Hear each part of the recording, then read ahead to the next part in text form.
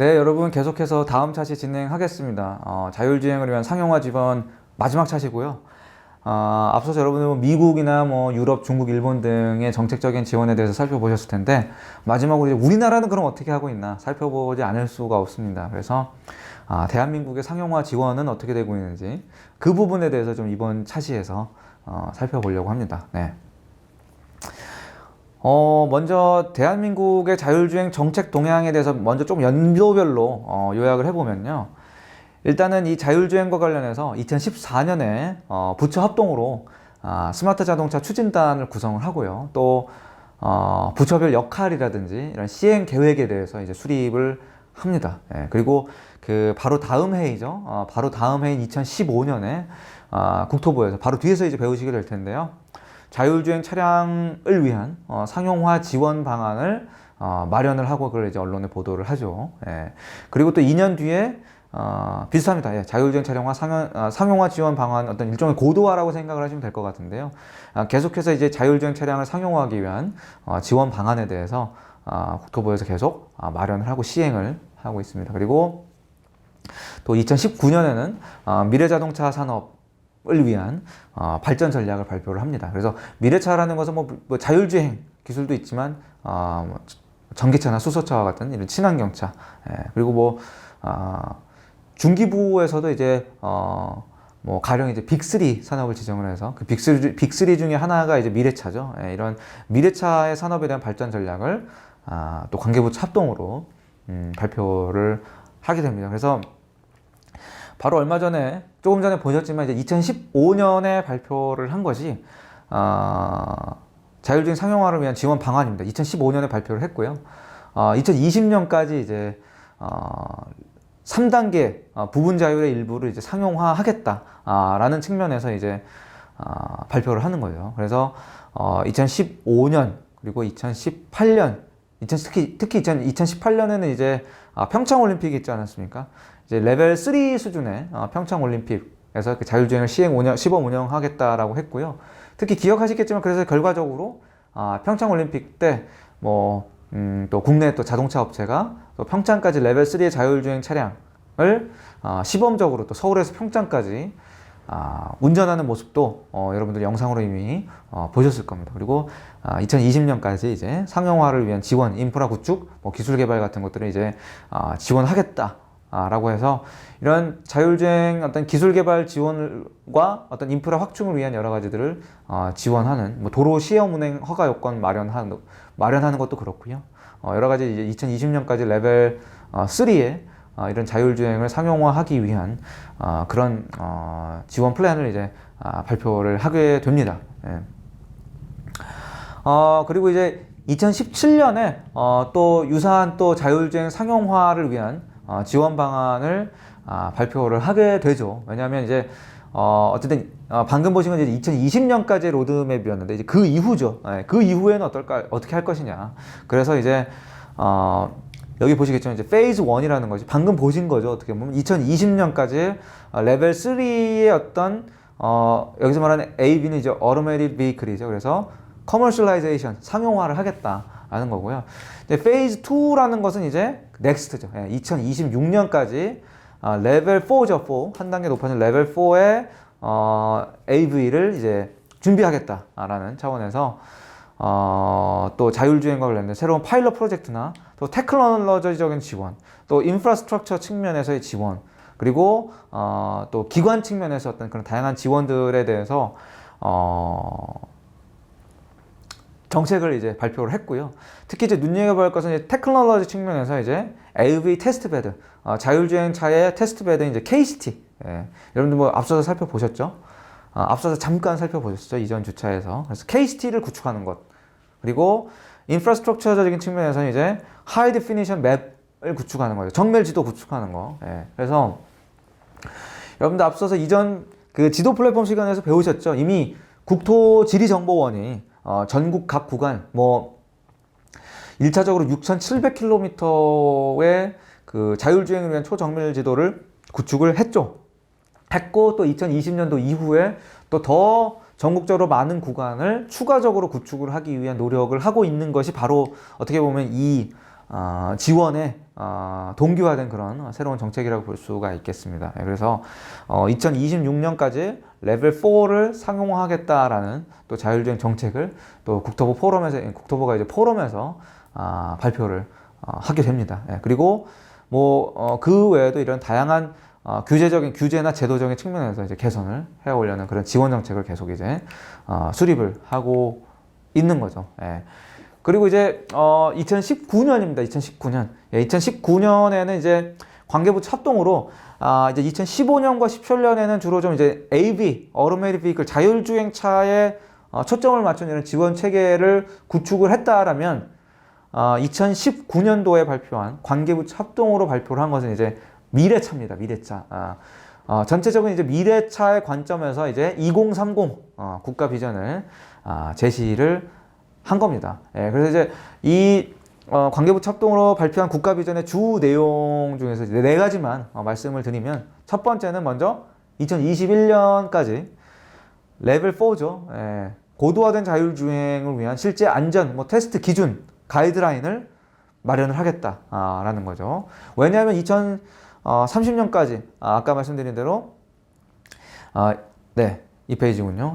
2026년까지 레벨 4의 어떤 자율주행차를 준비를 하겠다라는 거였기 때문에, 그렇다라고 한다면 레벨 4의 자동차를 테스트하기 위한 여러 가지 이런 가이드라인들이 있어야 될 거잖아요. 그래서 레벨 4의 어떤 실제 안전 기준을 2021년까지 이제 만들겠다. 그리고 2024년이군요.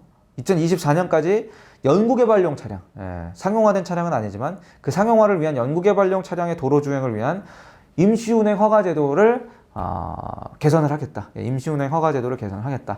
그래서 지난 주차에서 배웠던 내용을 간단히 복습하자면, 국토부에서 이런 관리하는 이런 자동차 관리법 등의 개정을 통해서 어떤 노력들을 하고 있었죠. 여태까지는 운전자가 탑승한 차량에 대한 어떤 법에 대한 개정이 위주로 이루어졌다면, 이제 2020년에 새로운 법을 이제 개정을 해서 사람이 없는 무인 자동차에 대해서도 임시운행을 허가를 위한 법안을 마련을 하기 위한 그런 노력을 했지 않았습니까? 그런 노력들을 이제 계속해서 2024년까지 이런 도로주행을 위한 임시운행 허가 제도를 지속적으로 이제 개선해 나가겠다라는 거고요. 그리고 우리가 2029년도에 보셨다시피 서울 모빌리티 엑스포에서 또 독일의 볼로콥터라든지 이런 항공 택시들 보실 수가 있었고요. 또 2020년에도 이제 여의도 상공을 이 항사가 제작한 그 항공 택시가 이제 테스트를 하는 그런 모습을 보실 수가 있었는데요. 결국 정부가 보고 있는 것은 이제 2025년까지 이런 플라잉카, 쉽게 말하면 이제 공룡 양용이죠. 공룡 양용 카를 실용화를 하겠다라는 그런 비전도 좀 가지고 있는 것 같고요. 무엇보다 이제 가장 중요하죠. 2027년인데요. 2027년까지 주요 도로에 대한 어떤 세계 최초 상용화를 하겠다는 것이 아마 가장 큰 비전이 아닌가 생각이 됩니다. 아까 지난 차시에서 이제 영국과 일본 살펴보셨죠. 영국과 일본 살펴보셨을 텐데, 영국과 일본 같은 경우는 2030년을 상용화 시점으로 잡았는데 우리는 3년을 빨리 잡은 것 같아요. 2027년 완전 자율주행의 어떤 세계 최초 상용화라는 이제 비전을 발표를 하기도 했습니다. 그래서 어떻게 그러면 정책적인 지원이 세부적으로 이루어지고 있냐? 특히 이제 가장 중요한 거는 이제 규제와 이제 제도 개선 차원에서 그럼 이런 정부가 이제 비전을 선포한 것들이 하나하나 좀 어떻게 실현이 되고 있냐를 좀 살펴볼 필요가 있을 것 같은데요.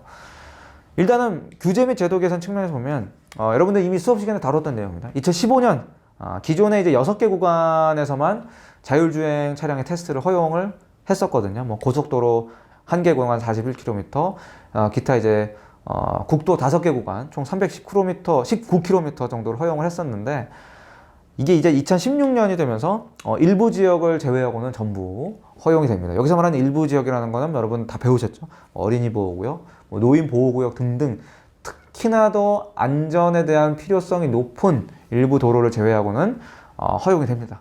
그리고 2020년도에는 이제 자동차 상용화와 기술 개발 촉진을 위한 시범 운행지구가 도입이 됩니다. 그래서 이제 여객이라든지 화물의 어떤 유상 운송이라든지 자동차 안전 기준과 같은 것들에 대해서 이제 규제 특례가 부여가 되었고요. 또 2020년에는 이 자율주행차를 위한 임시운행 허가 규정이 개정이 됩니다. 그래서 이제 말씀드렸지만 여태까지 이제 운전자가 꼭 차량에 탑승해야 된다. 자율주행이더라도. 그러니까 운전자가 제어권이 없는 상황에서도 어쨌든 운전자는 무조건 탑승을 해야 한다라는 것이 이제 의무화가 되어 있었는데 이걸 이제 자율주행차 유형 구분을 합니다. 여기 유형 구분이 이제 그림 아래쪽에 나와 있습니다. 그래서 결국은 이 뭔가 이제 자율주행차 양산에 대비해서 뭔가 절차를 간소화하고 특히 운전석이 없는 이 부분 중요해요. 운전석이 없는 자율주행 셔틀이라든지 무인차의 맞춤형 허가 조건을 신설한다는 거죠. 굉장히 의미 있는 부분이라고 생각이 되는데 결국은 완전 무인에 대한 테스트도 허가하기 위한 어떤 근거가 되는.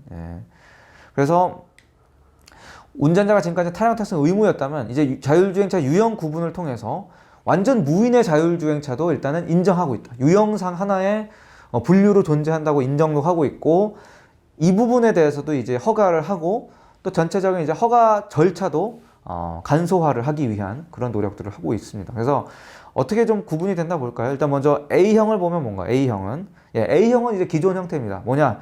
자율주행이긴 하지만 운전석에 운전자가 탑승을 하고 있는 이런 그 기본 형태고요. 기존에 이제 법원에서 이미 인정을 하고 있던 그런 형태고요. 근데 여기서 이제 뭐 B형과 C형으로 조금 더 세분화가 됩니다. B형 같은 경우는 운전석은 없지만 어쨌든지 시험 운전자가 어쨌든 내부에 탑승해 있는 거죠. 그러니까 B형까지는 어떻게 됐든지 간에 뭐 전문가나 시험 운전자 책임자가 탑승을 해야 하는 그런 차량인 거죠. 여태까지는 이렇게 탑승자가 어떻게든지 간에 탑승을 한다는 전제하에 자율주행에 대한 테스트도 허용을 했었던 거거든요. 물론 절차가 단순하진 않지만. 근데 이제 여기다가 이제 C형이 추가됩니다. C형. 무인 자율배송. 그래서 시험 운전자가 탑승하지 않아요. 시험 운전자가 탑승하지 않고 오로지 외부에서 원격으로 관리를 하는 겁니다. 근데 중요한 건 이런 C형이 들어감으로 인해서 이제는 그야말로 5단계 완전 무인 사람이 없는 차라고 하더라도 허가만 받으면 테스트 운행을 할 수 있다라는 것이 어떻게 보면 이 2020년도에 발표한 임시운행 허가 규정에서의 가장 중요한 점이다 라고 말씀을 드릴 수가 있을 것 같습니다. 그래서 좀 비교를 해볼게요. 구체적으로 뭐 어떻게 허가를 받을 수가 있고 어떻게 뭐 운행 절차가 간소화가 되었다는 건지. 자, B형은 뭐였죠? B형 기억을 못 하실 수 있으니까 다시 한번 살펴보면 B형은 운전석은 없지만 어쨌든 차량에 전문가나 운전자가 책임자가 탑승을 하고 있는 그런 차량이었습니다. 그래서 뭐 현행법에는 뭐 신청자가 특례 신청을 해서 뭐 국토교통부가 회신을 해서 다시 신청자가 임시운행을 해서 국토부가 이제 안정성을 확인을 하는 그런 구조였어요. 굉장히 오래 걸리죠. 그래서 이제 B형을 보면 원래 현행에서는 사실은 임시운행 허가도 원칙적으로 불가했지만 왜냐면 운전석이 없기 때문에. 하지만 조건부 특례로 허가를 받더라도 보세요. 절차가 굉장히 길잖아요. 5개월 이상이 소요가 됐다 그래요. 5개월 이상이 소요가 됐는데 바뀐 걸 보면 어쨌든 신청자가 임시운행 신청만 하면 국토부가 바로 그냥 안전성 확인을 한다. 어딜 통해서? 자동차 안전연구원을 통해서 안정성만 확인을 하면 허가가 끝나는 거예요. 굉장히 절차가 간소해졌죠. 그러다 보니까 원래 5개월 이상 소요되었던 것이 2개월로 단축이 되었다라는 것이 이제 가장 절차가 간소함에 됨에 있어서 굉장히 중요한 점이라고 할 수가 있고요. 그리고 C형은 뭐였죠? C형. 가장 중요한 C형, 관심 있는 C형. 바로 운전석도 없고 시험 운전자도 탑승하지 않고 오로지 필요시에 외부에서 원격으로 제어를 하는 그런 5단계의 차량이라고 봐도 무방한 그런 차량 어땠습니까? 현행에서는 아예 뭐 허가가 원칙적으로 불가한 조건부 특례도 안 되는 그러한 불가 대상이었거든요. 왜? 내부에 사람이 탑승하지 않은 차량 자체를 법안에서 인정을 하지 않았기 때문에. 근데 이번에 이 C형이라는 새로운 구분으로 유형으로 인정이 되면서 어쨌든 이 C형도 이번 개정을 통해서 임시운행 허가만 받으면 도로 주행이 가능하게끔 그렇게 법안이 바뀌어 나가고 있다. 그래서 나름대로 이제 우리나라 정부에서도 국토부를 중심으로 굉장히 이런 규제를 완화하기 위한 노력들을 그래도 많이 하고 있다. 아직 나아가야 할 길은 많지만 굉장히 좀 빠른 속도를 보이면서 이런 법안을 정비하는 데 힘쓰고 있다라는 사실을 말씀을 드리고 싶고요. 예. 그래서 아까 이제 2017년도에 발표한 자율주행 상용화 지원 발표의 한 지원 체계가 뭐였냐면 자율주행을 위한 전용 테스트베드를 만들겠다. KCT라는 단어 보이시죠? 그리고 뭐 몇 주차 전 강의 노트에서도 아마 제가 잠깐 언급을 하고 넘어갔고요. 바로 이겁니다. 예. 자율주행 자동차 실험 도시가 한국에도 있습니다. KCT라고 합니다. 뭐 이게 이제 교통안전공단에서 이제 뭐 제시한 KCT의 평면도입니다. 굉장히 넓죠. 2018년도에 경기도 화성 쪽에 이제 완공이 되었습니다.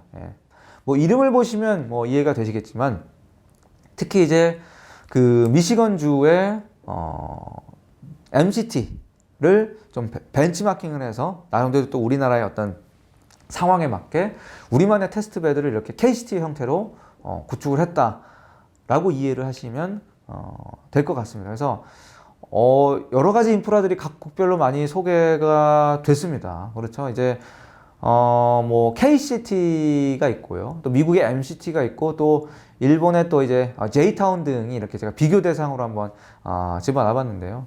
그러니까 이제 어떻게 보면 거듭 말씀드렸지만 이제 미국의 MCT라는 것이 이제 대표적인 그 자율주행 인프라라고 말씀을 드렸습니다. 근데 이제 KCT가 이거에 대해서 벤치마킹한 만큼 어느 부분 일정 부분은 또 MCT보다 오히려 더 우수한 면이 있습니다. 무엇보다 가장 중요한 거는 KCT는 뭐다? 5G 기반의 통신 인프라를 기반으로 테스트를 할 수가 있다. 기억하십니까? 몇 주차 전 강의 노트에서 제가 KCT에서 누가 실험을 했다라고 말씀드렸냐면 국내의 한 통신사가 그죠? 도로교통공단과 함께 테스트베드에서 첫 자율협력주행을 시연했다고 제가 이렇게 소개를 해드린 바가 있었습니다. 그래서 각각의 시나리오에서 대응을 했는데 중요한 건 그때 어떤 인프라를 중심으로 했다고 했죠? 5G 기반의 인프라로 통신을 테스트를 했다라고 말씀을 드렸지 않습니까? KCT는 세계 최초로 5G 기반의 어떤 테스트가 가능한 인프라다라고 말씀을 드릴 수가 있을 것 같고요. 그래서 그걸 바탕으로 해서 이런 뭐 도로의 어떤 통합관제 시스템도 구축을 하고 또 이제 현장에서는 또 차량 운행 정보에서 운행 과정에서 이런 발생한 운행 정보들을 다 수집하고 또 분석도 합니다. 그리고 이런 갖가지 환경을 테스트할 수 있는 도로 환경도 좀 구축이 되어 있고요. 그리고 이제 그 테스트베드 내부를 주행하고 있는 차량의 속도에도 차이가 있습니다. 뭐 MCT 같은 경우에는 아까 뭐 40마일이라고 그랬는데 최대 뭐 72km, 시속 72km, 72km까지 이제 주행이 가능한데요. 뭐 KCT는 최고 시속 한 80km까지 거의 고속도로에 가까운 속도죠.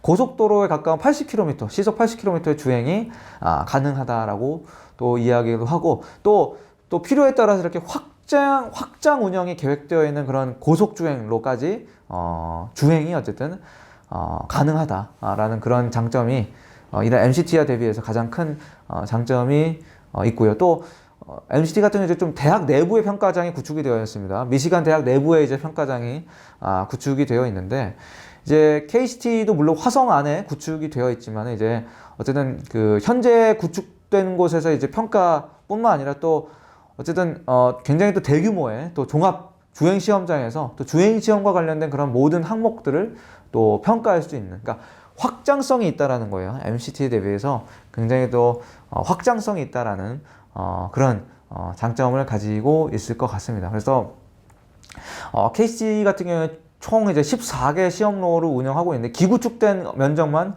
65만 평에 달합니다. 그래서 보시면 뭐 MCT나 이런 그 다음에 이제 뭐 일본과 같은 경우에는 비교할 수 없을 정도로 큰 부지를 보유하고 있다라고 말씀을 드릴 수가 있고요. 또 5개의 교통 환경을 뭐 구축을 하고 있다. 그래서 굉장히 이제 벤치마킹을 한 만큼 조금 더 확장성 있고 다양한 상황을 테스트할 수 있는 그런 공간을 만들었지 않았나 그런 생각이 듭니다. 그래서 이제 요게 지금 보시는 이제 이 페이지가 KCT라는 테스트베드 활용을 해서 이제 어떤 구축되어 있는 그 공간입니다. 그래서 또 친절하게 이제 KCT하고 또 미국의 MCT를 또 비교를 한, 또 국토부 교통, 보도 자료가 있어서 제가 한번 발췌를 해봤는데요. 도심지 같은 경우에도 어떤 평가 환경이 신호 교체라, 횡단보도, 빌딩, 택시 정류장, 전용차로 등등 여러 가지가 있는데요. 특히 이제, 이런 버스 전용차로 같은 것들, 그리고 버스 정류장이나 택시 정류장에서 이런 전용차로를 잘 인지하는가, 그리고 버스 택시의 어떤 정차 출발 시 어떤 상황이라든지 이런 것들을 이제 평가를 하는데, 이런 것들은 이제 MCT에서는 따로 평가를 하지 않는 부분이 되겠죠. 이것은 이제 어떤 우리나라의 상황에 맞게 좀 이걸 다듬은 거라고 말씀을 드릴 수가 있을 것 같고요. 특히 커뮤니티적인 측면에 있어서도 이런 비신호 횡단보도 같은 것들, 신호가 없는 횡단보도나 특히 또 스쿨존 같은 것들, 과속방지턱, 주차시설 관련해서 여러 가지 이제 평가 항목들을 보이고 있는데, 역시 MCT에서는 하지 않는 그런 항목들을 우리가 또 추가적으로 운영을 하고 있다. 그리고 또 교외에서도 마찬가지로 이런 가로수길 같은 것들, 그 다음에 다양한 공사 도로에서 이런 환경과 같은 것들은 우리 KCT에서 할 수 있는 그런 여건들이 되고요. 기차 자동차 전용 도로에서의 상황이라든지 도로 시설물에서의 상황 같은 것도 웬만하면 모든 상황들은 다 테스트를 할 수 있게끔 KCT는 이제 구축이 되어 있습니다. 그래서 이런 5가지 항목이죠. 하나, 둘, 셋, 넷, 다섯. 5가지 항목들에 대해서 완성차를 기반으로 이 KCT에서 종합적인 그런 안정성을 평가할 수 있게끔 구축이 되어 있습니다. 그리고 또 화성에 있는 KCT가 사실은 전부는 아닙니다. 현대모비스 같은 경우에도 이제 보시는 바와 같이 서산 쪽입니다. 서산에 그 바이오 웰빙 연구 특구가 있습니다. 바이오 웰빙 연구 특구가 있는데, 거기에 이제 14개 정도의 시험로를 갖춘, 이제 시험장 전경이거든요. 또 주행 시험장을 또 2017년 초에 운영을 하고 있는데, 여기서도 이제 자율주행을 위한 테스트가 가능하고요. 또 지능형 자동차 부품 진흥원이라는 또 기관이 있습니다. 기관에서 또 2014년도부터 이렇게 주행 시험장을 또 운영을 하고 있습니다. 그래서 이게 주행 시험장의 모습인데요. 어떤 것들을 테스트를 할까요? 가령 이제 고속 주행 촬영 환경에서의 이런 웨이브 통신 안정성 등의 시험을 지원을 하고 있습니다. 웨이브 처음 듣나요? 아니죠. 복습을 잘 하시기 바랍니다. 통신 플랫폼에서 배웠죠. 통신을 위한 다양한 표준이 있다라고 말씀드렸는데, 대표적인 게 뭐였죠? 바로 이런 DSRC 기반의 웨이브 통신 방식, 그리고 이제 셀룰러 기반의 V2X 기반 방식, CV2X라고 말씀을 드렸었고요. 이제 글로벌적으로는 이제 CV2X를 채택을 또 하는 추세가 이어지고 있는데, 우리나라는 아직 웨이브와 CV2X를 동시에 채택을 하고 있다라고 말씀을 드렸고, 특히 이제 웨이브 표준에 대해서 아직까지 인정을 하고 있는 그런 추세다라고 말씀을 드렸습니다. 그래서 이제 이런 웨이브 준용 여부를 잘 검증을 하고 있느냐. 그래서 패킷 수집 후 패킷 필드별 파싱 및 분석이라든지 웨이브의 어떤 통신 성능 측정과 같은 것들을 이제 하고 있는 거죠. 그래서 이런 고속 주행 차량에서의 통신 안정성, 웨이브 표준 기반의 통신 안정성 등에 대해서 또 시험을 지원을 하고 있고요. 또 뿐만 아니라 여기 보면 이제 아까 보였던 도로의 전경인데요. 그래서 신호등 연계 서비스라든지 교차로 정보 제공, 또 신호 제어에 대한 정보 제공들을 자동차와 통신을 통해서 원활하게 잘 주고받고 있는지, 그리고 신호 잔여 시간에 대한 안내가 제대로 되고 있고, 그 부분을 이제 자율주행 자동차가 잘 캐치를 하고 있는지, 그런 부분들. 그래서 특히 이제 통신과 신호등 연계 서비스의 실증에 초점을 맞춘 서비스를 제공을 하고 있다라고 생각을 하시면 될 것 같습니다. 우리나라에 이런 자율주행 테스트베드를 위한 인프라가 굉장히 많이 있죠. 뿐만 아니라 이런 그 개별적인 인프라뿐만 아니라 아예 이제 도시 전체가 시 전체가 이제 동 전체가 이제 이 테스트베드 인프라로 구축이 되는 사례가 있는데요. 경기도입니다. 경기도. 경기도는 경기도시공사와 함께 그 판교 이테크노밸리 있죠. 판교 이테크노밸리에 그 경기성장지원센터 있습니다. 경기성장지원센터가 있고, 판교역까지 약 왕복 한 5.5km에 달하는 구간이 있습니다. 이 판교역부터 경기성장지원센터까지 전체 구간을 아예 그냥 자율주행 실증단지로 구축을 하죠. 그리고 실증단지로 구축을 하면서 그 내부에 뭐가 있냐? 바로 무인으로 주행을 하는 이제 셔틀을 또 시범적으로 운영을 하고 있습니다. 요게 여러분들 이제 지금 보시는 이 페이지가 주로 이제 이 판교 내에 돌아다니고 있는 이런 무인 셔틀이거든요. 예, 제로 셔틀이라고 합니다. 그래서 2018년 9월부터 판교역부터 판교 제로시티 노선에 이 무인 셔틀버스인 제로 셔틀을 운영을 하고 있고요. 그래서 많이 보던 그림이죠. 예, 실제로 이렇게 운행을 하는 버스에 꼭대기에 이제 여러분들 익숙하신 라이더, 라이더 센서가 뭐 슬램 기반으로 이렇게 매핑을 하면서 객체 인식을 하고 있는 거 보실 수가 있고요. 이 라이더가 이제 측면에도 이렇게 달려 있습니다. 그래서 이 라이더는 뭐 객체를 인식을 하기 위한 용도로, 또 이 라이더는 이제 전방 및 뭐 근거리 객체를 인식을 하기 위한 용도로, 예, 뭐 그런 용도로 다양한 라이더가 장착이 되어 있고, 카메라도 이런 전방 객체 인식을 위하고 또 차선을 인식을 하기 위해서 장착이 되어 있는 모습을 확인을 하실 수가 있습니다. 그래서 이런 라이더와 카메라 기반의 센서를 활용을 해서 자율주행을 하는데요. 바로 이렇게 이 운행 노선을 통해서 운행을 하고 있습니다. 그래서 뭐 아까 말씀드렸죠. 그래서 뭐 판교역부터 시작해서 지원센터를 중심으로 해가지고 이렇게 순환 노선을 해서 이런 자율주행, 실제 다양한 이제 교통 상황과 맞닥뜨릴 것 아닙니까? 뭐 시동등도 있고, 뭐 교차로도 있고, 뭐 좌회전, 우회전 차로도 있는데, 그런 부분들에 대해서 일일이 실증 테스트를 할 수 있게끔 또 서비스도 제공할 겸 그렇게 운행을 하고 있습니다. 근데 이제 이런 자율주행을 위한 실증 단지는 뭐 판교에도 있지만, 또 최근에 2019년에는 세종시 역시 그 자율주행을 위한 자율주행 실증을 위한 그 규제 자유특구로 또 지정이 된 바가 있습니다. 예, 그래서 이제 세종 테크노파크에서 이런 자율주행 규제 특구에 대해서 많은 또 관리와 지원을 수행을 하고 있고요. 예, 그래서 이제 그 자율주행 규제 특구를 이제 지도상에서 표시가 된 거를 확인을 하실 수가 있습니다. 그래서 아까 이제 2019년 지정이 됐다고 말씀드렸는데, 바로 이듬해인 2020년 5월부터 이제 실제로 자율주행을 실증을 하기 위한 사업을 세종시에서 이제 착수를 합니다. 그래서 이제 도심 특화 전용 구간이죠. 예, 도심 특화의 전용 구간 자율주행을 위한 어떤 5대, 그리고 도심 공원이죠. 예, 도심 공원에 자율주행을 위한 차량을 1대, 그래서 총 6대를 보유를 하고 있고요. 뭐 가장 큰 버스에서부터 뭐 카니발, 그 다음에 이런 일반 뭐 자동차까지, 소형 자동차까지 다양한 사이즈의 자동차를 보유를 한 그 기업들을 중심으로 해서 이 자율주행을 위한 실증 사업들이 착수가 되고 있습니다. 예, 그런 부분들도 참고로 해주시면 굉장히 좋을 것 같고요. 그래서 이제 가령 이제 세종시에서는 이제 국내 최초로 대규모 도심공원 안에서 이제 자율주행 셔틀버스 서비스를 여기서 또 실증을 진행을 하고 있습니다. 그래서 세종에 가면 이제 중앙공원이 있습니다. 중앙공원 이제 개장 전에 그리고 또 실증 후에 이제 공원 개장과 함께 또 시민들이 직접 체험할 수 있는 그런 기회를 또 부여를 하고 있고요. 그리고 또 이제 도로에서는 이제 저속 자율주행차를 이제 세종 테크밸리 인근 이제 주거 단지에서 실증을 하는 작업들도 하고 있습니다. 그리고 BRT 도로, BRT 도로에서도 역시 고속 자율주행차를 실증을 하고 있습니다. 그래서 일반 도로에서는 이제 저속 자율주행차를, 그리고 BRT 도로에서는 이제 고속 자율주행차를 실증을 하고 있고요. 그래서 이런 교통 상황에 적합한 자율주행 서비스 상용화 모델까지 발굴을 하고요. 또 마스 플랫폼에 대한 또 실증 연구도 진행을 세종시에서는 하고 있다라는 부분들을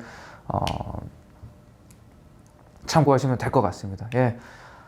이렇게 해서 이제 이번 차시에서는 대한민국이 이런 상용화를 위한 어떠한 정책적인 지원을 하고 있고, 또 어떠한 인프라를 구축을 하고 있는지를 살펴봤었습니다. 대한민국도 결과적으로 이제 2015년과 17년과 19년에 걸쳐서 최종적으로 이런 완전 자율주행을 상용화하기 위한 로드맵과, 그죠? 기술 지원과 어떤 정책적인 지원, 또 이런 인프라적인 지원을 위한 로드맵을 구축을 하고 있고요. 특히 이런 규제 완화를 위한 많은 노력을 하고 있다는 걸 알 수가 있었습니다. 자율주행을 위한 어떤 임시운행 허가제도 또 간소화를 하고 있다라는 것. 그리고 특히 이제 사람이 전혀 탑승하지 않고 외부에서 원격으로 관리를 하는 완전 무인차에 대한 임시 운행을 허가하는 것까지 굉장히 규제 혁파를 위한 노력들이 많이 진행되고 있다라는 점들을 살펴보셨습니다. 그 외에 또 이제 대한민국이 보유하고 있는 자율주행을 위한 각종 인프라에 대해서 살펴보셨습니다. 그래서 KCT라든지 그다음에 뭐 어떤 세종 자율주행 특구라든지 이런 다양한 자율주행 테스트 인프라를 구축을 하고 있다. 그래서 전 세계적으로는 뭐 2030년을 전후해서 이런 미국이나 유럽 그리고 우리나라를 비롯한 아시아 국가들이 자율주행 상용화를 위한 각종 노력을 힘쓰고 있고요. 그래서 결과적으로는 이런 뭐 지난 주차에서 살펴봤던 법적인 제도적인 정비나 사실 이런 인프라 정책적인 지원들이 완벽하게 더해져야 이 자율주행 상용화가 성공적으로 안착을 할 수가 있는 거거든요. 그래서 그런 부분들의 종합적인 노력이 필요하다는 점들을 여러분들 참고로 해주셨으면 좋겠습니다. 그래서 이번 주차에서 이렇게 세 차시에 걸쳐서 국내외 상용화 지원 현황에 대해서 살펴보셨습니다. 예. 모두 고생하셨고요. 그럼 저는 다음 주차에서 또 인사드리도록 하겠습니다. 감사합니다.